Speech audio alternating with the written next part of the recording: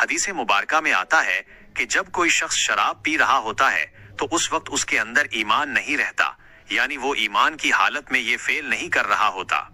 یہ ایک انتہائی خوفناک بات ہے کہ اگر اسی حالت میں موت آ جائے تو انجام کیا ہوگا۔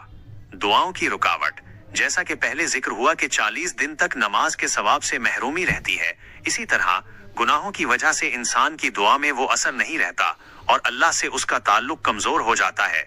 شیطانی جال، قرآن پاک نے اسے رجس، گندگی اور عمل شیطان کہا ہے۔ یہ انسان کے ارادے کو اتنا کمزور کر دیتی ہے کہ وہ دیگر برائیوں، جھوٹ، زنا، بدتمیزی کی طرف آسانی سے مائل ہو جاتا ہے۔ 2. دنیاوی نقصانات، طبی اور جسمانی لحاظ سے۔ سائنس اور میڈیکل ریسرچ بھی وہی بتاتی ہے جو اسلام نے 1400 سال پہلے بتایا۔ دماغی خلیات کی تباہی، شراب پینے سے دماغ کے وہ حصے متاثر ہوتے ہیں جو فیصلے کرنے